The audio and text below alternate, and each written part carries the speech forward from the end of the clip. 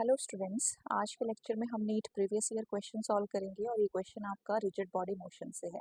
And the question is the speed of a homogeneous solid sphere after rolling down an inclined plane of vertical height h from rest without sliding is.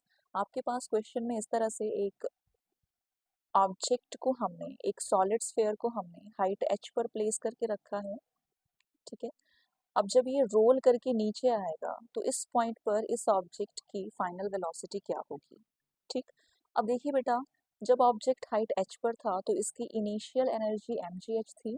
ठीक है, initial energy इसके पास क्या थी, mgh, initial energy ये है आपके पास mgh, right. अब जब ये रोल करके नीचे आएगा, रोलिंग के बाद अब ये नीचे आएगा तो ये आगे बढ़ेगा। ठीक है, ये आगे की तरफ मूव करेगा और ट्रांसलेशनल मोशन के साथ साथ इसकी रोलिंग भी हो रही है, इसकी रोटेशनल मोशन भी हो रही है। ठीक है, रोलिंग मोशन में एक तो ट्रांसलेशनल मोशन होता है प्लस रोटेशनल मोशन होता है। ठीक है, ट्रांसलेशनल प्लस रोटेशन से हमें रोलिंग मिलती है। ट्रांसलेशनल मतलब ऑब्जेक्ट आगे की तरफ मूव कर रहा है, रोटेशन का मतलब आगे की तरफ मूव करने के साथ साथ ऑब्जेक्ट की रोटेशन भी हो रही है।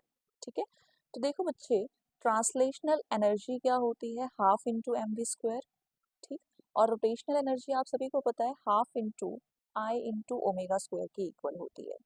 ठीक है, अब according to law of conservation of energy, जो आपकी टोटल इनिशियल एनर्जी होनी चाहिए वो आपकी टोटल फाइनल एनर्जी के इक्वल होनी चाहिए। ठीक है, therefore total initial energy of the system that is mgh ये होनी चाहिए half m v square plus half I omega square के इक्वल। ये क्या है, total initial energy of the system और ये है आपके पास total final energy of the system, right. तो ये बनेगा mgh is equals to half m v square plus half.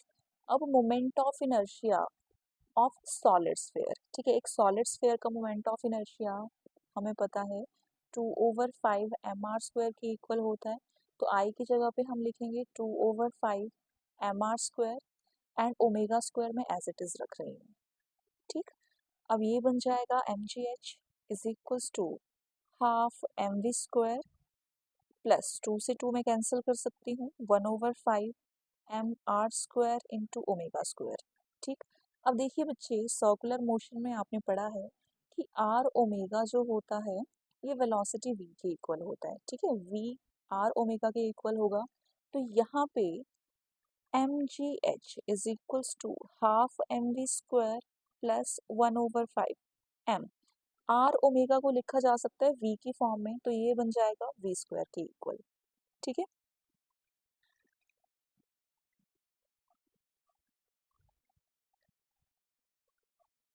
तो यहाँ पे mgh इज इक्वल्स टू, यहाँ पे मैं एम वी स्क्वायर कॉमन ले सकती हूँ, तो एम वी स्क्वायर मैं कॉमन ले लूँगी और ब्रैकेट के अंदर आपके पास बचेगा हाफ प्लस 1/5।